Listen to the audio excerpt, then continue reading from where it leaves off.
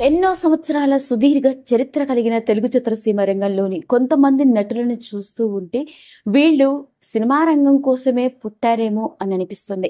అలా నభూతో నా భవిష్యత్తుగా తెలుగు చలనచిత్రసీమ రంగం, ఆ మాటకొస్తే భారతదేశ చలనచిత్రసీమ రంగం ఉన్నంత కాలం చిరస్థాయిగా సువర్ణాక్షరాలతో లిఖించబడ్డ నటులలో ఒకరు, గొప్ప కమేడియన్ గా మనందరికీ నేటికి ఆయన సినిమాలను చూస్తూ ఉంటే మన మొహాల్లో నవ్వు, పెదవులపైన చిరునవ్వు వచ్చేలా చేసే నటుడే పద్మనాభం గారు. ఇంత గొప్ప ఆర్టిస్ట్ మన తెలుగువాడు అవ్వాడు. ఇంత గొప్ప ఆర్టిస్ట్ గురించి ఎంత మాట్లాడినా తక్కువే అని అనడంలో ఎలాంటి అతిశయోక్తి లేదు. తెలుగు చలనచిత్రసీమ రంగంలోనే సుదీర్ఘమైన సినీ ప్రయాణం చేసి దాదాపు 400కి పైగా సినిమాలలో కమేడియన్ గా ఎన్నో సినిమాలలో నటించి ఒకానొక సందర్భంలో అయితే ఎన్టీఆర్, ఏఆర్ఆర్లకే గట్టి పోటాపోటీని ఇస్తూ ప్రతి డైరెక్టరు కూడా ఈ సినిమాలో పద్మనాభం ఉన్నాడా లేదా అని అడిగి మరీ సినిమాలు పద్మనాభం గారి కోసమే సృష్టించబడ్డ పాత్రలు. అలా అలరించిన పద్మనాభం గారు ఆయనకు నటించిన సినిమాలతో మనందరికీ నేటికి గుర్తుండిపోయారు. మరి విషయం ఏంటి అబ్బా అనుకుంటున్నారా? వివరాల్లోకి వెళ్ళినట్లయితే అలా కొన్ని దశాబ్దాల పాటు తెలుగు చలనచిత్రసీమ రంగంలో ఊపేసిన పద్మనాభం గారి కొడుకు వారసుడిగా ఇండస్ట్రీలోకి అడుగుపెట్టి నటుడిగా రాణిస్తున్నాడు అంటే మీరు నమ్ముతారా? అవునండి, వినడానికి ఆశ్చర్యంగా ఉంది, కానీ నేను చెప్పేది అక్షరాల నిజం.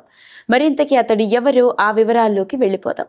ఇక ఆ వివరాల్లోకి వెళ్లే ముందు మనం ఒక్కసారి పద్మనాభం గారి సినీ ప్రయాణాన్ని గుర్తు చేసుకుందాం. పద్మనాభం గారికి చిన్నప్పటి నుంచి నాటకాలు అంటే ఇష్టం. రంగస్థల నటుడిగా రాణించిన ఆయనలోని రంగస్థల నటనా ప్రతిభను చూసి 1954లో వచ్చిన మాయాలోకం అన్న సినిమాలో నటించే అవకాశం రావడం జరిగింది.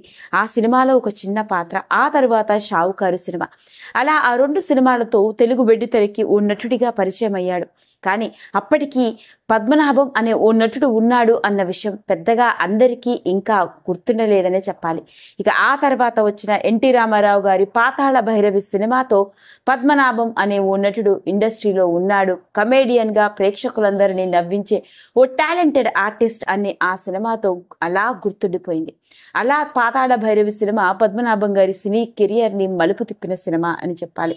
ఆ విధంగా 1950లో ఆయన కెరియర్ ప్రారంభమైంది. ఇక కెరియర్ తొలినాళ్లలో ఆయన రేలంగి రమణారెడ్డి గారులతో కలిసి ఎన్నో సినిమాలలో విభిన్నమైన పాత్రల్లో ముఖ్యంగా కమేడియన్ గా రాణిస్తూ వచ్చారు. కానీ కట్ చేస్తే 1960-70లు వచ్చేసరికి టాలీవుడ్ ఇండస్ట్రీలో కమేడియన్ గా కామెడీ పాత్రలు చేయాలంటే, హాస్యాన్ని పండించాలి అంటే ముఖ్యంగా పద్మనాభం ఈ సినిమాలో ఉన్నాడా లేదా, పద్మనాభానికి ఒక పాత్ర ఇస్తున్నారా లేదా అని అడిగి మరీ సినిమాలు చేసేవాళ్ళట.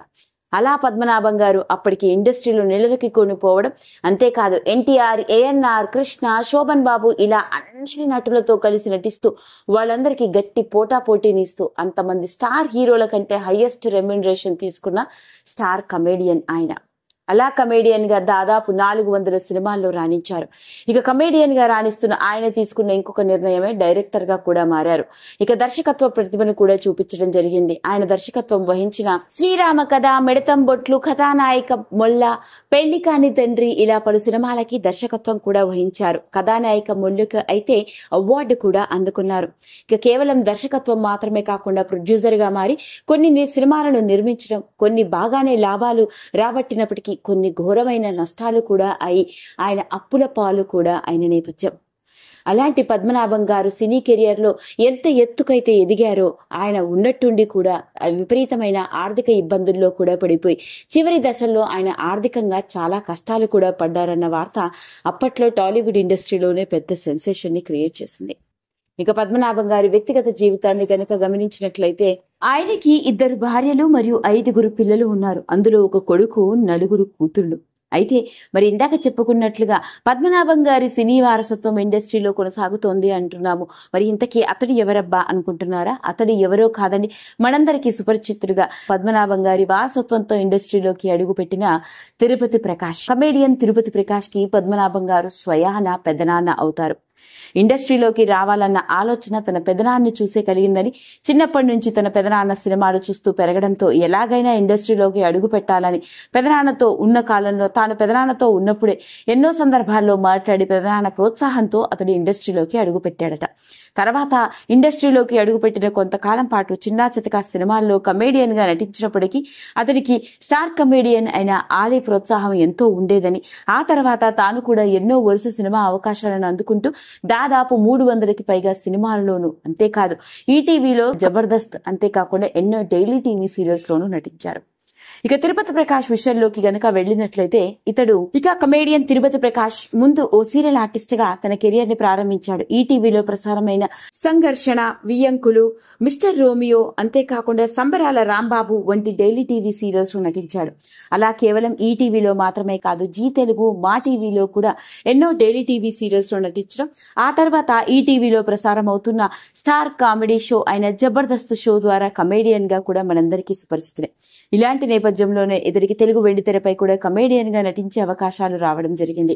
ఇక 1992లో కమేడియన్ గా టాలీవుడ్ ఇండస్ట్రీలోకి అడుగుపెట్టి నాని, జంపలకిడి పంబ, వారసుడు, అబ్బాయి గారు, సుస్వాగతం, హిట్లర్, మాస్టర్, పవిత్ర ప్రేమ, సుప్రభాతం, కృష్ణబాబు, అమ్మో 1వ తారీఖు, నీతో చెప్పాలని ఉంది, నిజం, గుడుంబా శంకర్, శంకర్ దాదా ఎంబీబీఎస్, ఇలా చెప్పుకుంటూ పోతే ఎన్నో సినిమాల్లో తనదైన పాత్రలతో కమేడియన్ గా మనందరికీ సుపరిచితుడు అని చెప్పాలి. అలాంటి తిరుపతి ప్రకాష్ ప్రస్తుతానికి సినిమా రంగానికి ఇటు బుల్లితెర రంగానికి దూరంగా ఉంటూ తాను వ్యాపారం చేసుకుంటూ బిజినెస్ మ్యాన్ గా రాణిస్తున్నాడట. ఇక ఈ మధ్య కాలంలో తాను ఇచ్చిన ఇంటర్వ్యూలోనే సినిమా అవకాశాలు తగ్గుముఖం పడుతున్న నేపథ్యంలోనే, ముఖ్యంగా కోవిడ్ సమయంలోనే తాను వ్యాపారాన్ని మొదలుపెట్టాలని, ప్రస్తుతానికి బిజినెస్ మ్యాన్ గా రాణిస్తూ చాలా హ్యాపీగా ఉన్నానని, తనకి భార్య, ఒక కొడుకు, కూతురు కూడా ఉన్నారు అంటూ ప్రముఖ కమేడియన్ అయిన పద్మనాభం గారు స్వయానా తనకి పెదనాన్న అవుతారని, తాను ఇండస్ట్రీలోకి రావడం వెనుక అసలు కారణం పెదనాన్న గారి స్ఫూర్తే అంటూ ఆయన ఇచ్చిన ఇంటర్వ్యూ ద్వారా వెలుగులోకి వచ్చిన ఈ ఆశ్చర్యకరమైన విషయాలు నెట్టింట్లో ఆసక్తికరంగా మారాయి. అదండి అసలు సంగతి. మరి తెలుగు వెండి తెరకే హాస్య బ్రహ్మగా మనందరికీ గుర్తుండిపోయి మొహంలోనే హావభావాలతో మనందరినీ కడుపుబ్బా నవ్వించిన పద్మనాభం గారి కొడుకు అదేనండి తిరుపతి ప్రకాష్ కూడా మనందరికీ తెలిసిన కమేడియన్, పైగా నటుడు కూడా. ఇక రీసెంట్ గా అతడిచ్చిన ఇంటర్వ్యూ ద్వారా వెలుగులోకి వచ్చిన ఈ విషయం ఇప్పుడు నెట్టింట్లో ఆసక్తికరంగా మారింది. ఈ వీడియో కనుక మీకు నచ్చినట్లయితే లైక్ చేయండి, షేర్ చేయండి, సబ్స్క్రైబ్ చేసుకోండి. మరిన్ని వీడియోస్ కోసం పక్కనే ఉన్న బెల్ ఐకాన్ని నొక్కడం మాత్రం మర్చిపోకండి.